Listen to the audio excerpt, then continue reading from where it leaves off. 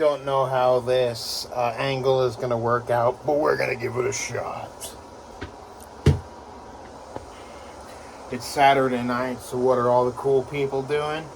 Cleaning up gecko poop. That's true. And I'm kind of just doing a little bit of this off the cuff at the moment. We had kind of a busy day on a Saturday. Not a normal work day for me. And getting some of our pears ready for the season, taking some photographs. And what boring story am I going to tell? Oh, okay. Just thought of it. How about crazy zookeeper stories? I don't know if you guys like these or not. Actually, it doesn't even really matter. You're already watching. By the way, like and subscribe.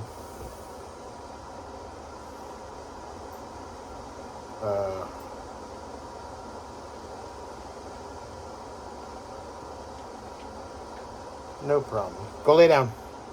Okay, so we got a dog.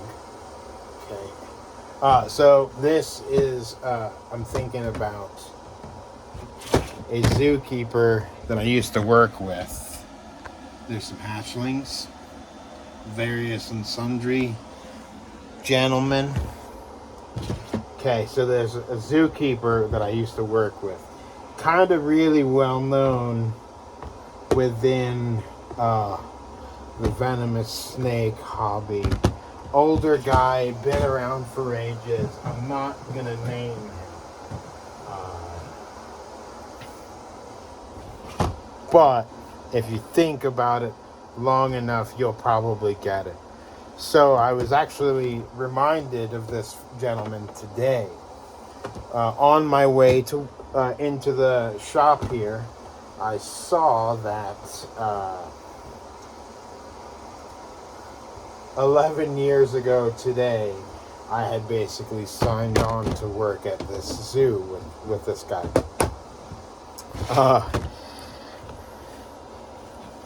Known for just having a long career, got tons of great stories, and if you don't like his stories, he's got tons of absolutely fantastic books. Almost cursed there. Like and subscribe. Got tons of really good books.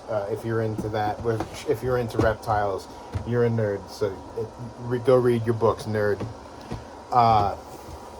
But just known for being kind of a character, and you know, I suppose depending on who you ask, they might say the same thing about me. But anyway, so like. We get around the zoo on golf carts, right? I started this place in the winter too, so that's an important caveat. I suppose it would be, I started in March. Yeah, I guess the beginning of March. East Coast, so cold, very cold. Winter, you know, like actually winter. This is not Texas or something like that. Come here. And so we get driving around the zoo on a golf cart. And it's like one of my first days working with this guy. And so the zoo is closed for the winter. So it's just like open for workers and whatnot. So he's driving around and just randomly stops like in the middle of the path. Right? Gets out of the golf cart, reaches down into a bush, I kid you not, pulls out like a half-gallon jug of chocolate milk. Right? Takes a big swig of it, gets back on the golf cart, and we just drive away. And he just does this like that's not even a weird thing to do. So like I think that was more what struck me than the actual action itself, although that was pretty bizarre. Um, and when I was like, so, what's up with the chocolate milk? And he said, keeps it cold. Like, yeah, of course, it's wintertime.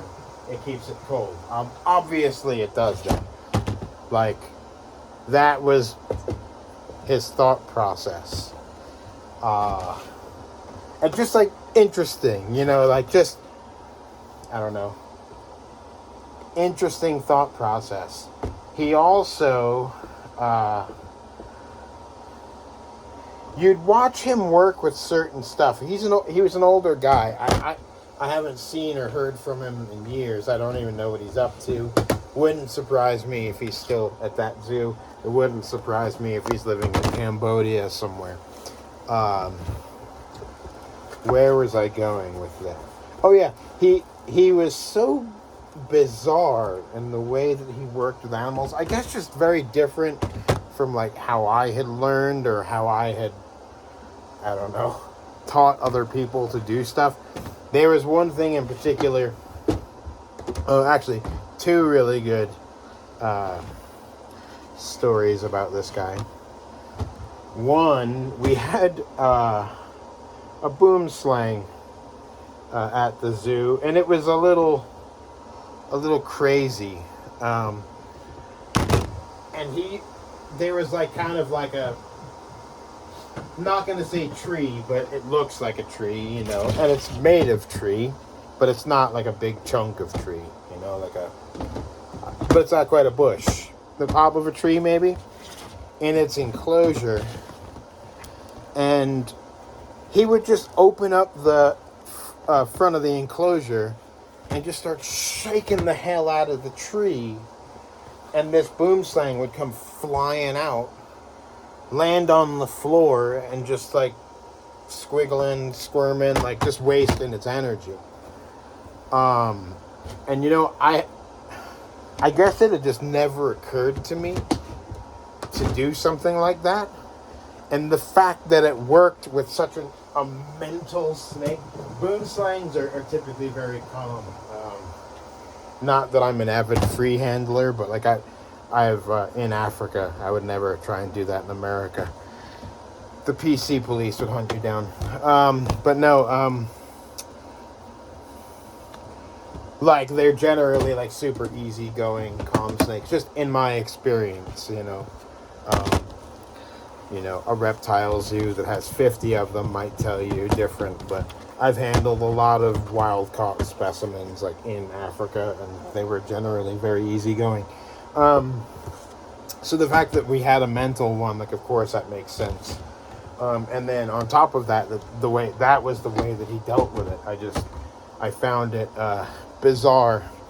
But I think that my absolute favorite handling story having to do with him, I'm going to change this slightly and hope that this still works. Yeah, looks like we're still rocking and rolling. So crocodile monitors, if you've never worked with them, I mean, I don't need to tell you a whole lot about them, but my point is that they're an animal that could really mess you up if you let it. You know, or if you put yourself in the right position, they're very easy to be injured by. There's a lot of people that have them and play with them. They're super calm. Yes, that can happen. But just the other side of that coin is they can really ruin your day. Of course, they're diurnal. We had basically a quarantine facility with a 6x2x2 vision enclosure with not an adult crocodile monitor, but a reasonable size one, 8 foot or so. You know, so probably 3 foot nose to the cloaca and then 5 foot of tail, yeah? So I heard a rumor that he would just go in there and grab it in a special way. And I was like, all right, cool. And asked him about it. So he would look at where the crocodile monitor was in the enclosure.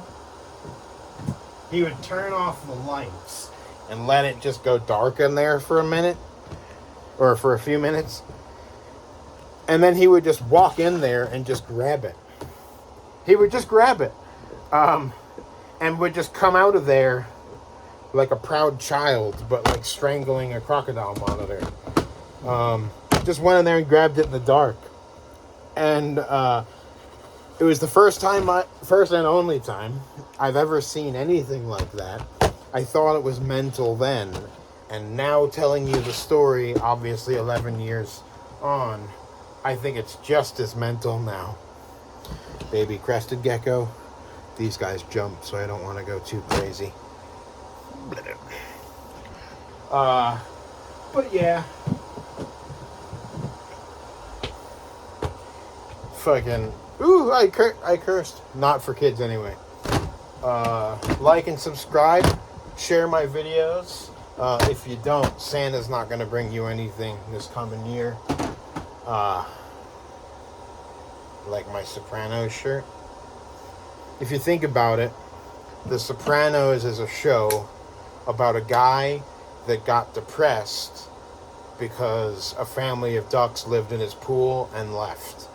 The guy just so happened to be in the mafia, and when they followed his story, it was interesting. But yeah, it's about a guy that got sad because the ducks moved out of his house, out of his pool.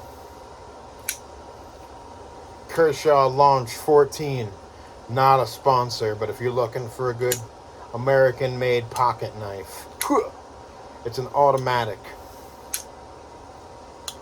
Everybody needs a good automatic watch, an automatic knife. Alright, I love you. Gotta spray these guys down.